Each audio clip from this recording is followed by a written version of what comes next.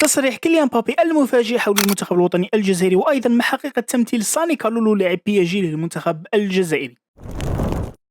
السلام عليكم خواتي، مرحبا بكم في كلامنا حول اخر اخبار محترفين والمنتخب الوطني الجزائري، وبدايه مع خبر اللي ظهر بشكل غير مباشر ومفاجئ في نفس الوقت، ويتعلق الامر بلاعب PSG اللي سموه ساني كالولو. قال لك انه ساني كالولو راح يمثل المنتخب الوطني الجزائري وغير جنسيته الرياضيه، وحاليا راهو ينتظر في دعوه بيتكوفيتش. اسكو هذا الخبر كاين منه ولا لا؟ اولا لما بحثنا ما لقيناش مصدر واضح يتكلم حول هذا اللاعب، كل ما قيل انه تقارير، وهذه التقارير ما كانش منها. يعني لما دخلنا وبحثنا ما لقيش يعني صفحه او صحفي موثوق يتكلم حول ان هذا اللاعب راح يغير جنسيته الرياضيه، او انه غير جنسيته الرياضيه وراح يلعب مع الجزائر. ولا هناك ايضا تصريح للاعب مسبقا حول الجزائر او اي شيء من هذا القبيل. لهذا الخبر هذا ما كانش منه مقارنه بما نشر او تم ترويجه اذا صح القول. نجول الخبر الثاني واللي يتعلق بتصريح مبابي لما سئل حول ماذا لو خيروك بين تمثيل منتخب الكاميرون ام تمثيل منتخب الجزائري لو اتيحت لك الفرصه. مبابي جاوبهم وقال لهم لو خيرت لي ساختار تمثيل منتخب الكاميرون، اما ايثن فسارسله لتمثيل المنتخب الجزائري. هنا راهو يهضر على اخوه ايثن مبابي اللي يلعب مع ليل. في وقت سابق ظهر خبر وقال لك انه راح يكون حاضر مع المنتخب الجزائري في تربص شهر مارس قبل ما يتصاب مع ناديه، وبعد الاصابه تغير الوضع وغاب عن هذا التربص. حاليا ما على بالناش اذا كاين منه ولا ما كانش منه، خصوصا في قناه الشروق تكلمت وقالت لك رسميا هضروا على ايثن مبابي واللاعب الاخر اللي هو الياس زيدان. فحاليا ما على بالناش اسكو راح يكون حاضر في المونديال، ممكن يعني بشكل مفاجئ يكون حاضر في القائمه، لا نعلم. على العموم مع الاستمرار في تصريح كيليان مبابي وقال لك لقد نشأت على الثقافه الكاميرونيه اكثر من الجزائريه، وكنت دائما اقرب لعائلتي في الكاميرون. هنا راهو يهضر انه كبر على البيت الكاميروني اكثر من انه جزائري. كمل وقال لكني تقربت كثيرا من عائلتي الجزائريه مؤخرا، ولدي شغف كبير لزياره الجزائر لانني لم اذهب اليها ولا مره. الجميع يعتقد ان الامر لا يهمني لمجرد انني لم ازورها ولانني اتردد كثيرا على الكاميرون، لكن الحقيقه عكس ذلك تماما. هذا هو تصريح تاع كيليان مبابي اللي خرج مؤخرا واللي دار حوار في احد جرائد قنوات على اليوتيوب او القنوات الفرنسيه، داروا تكلم حول الجزائر.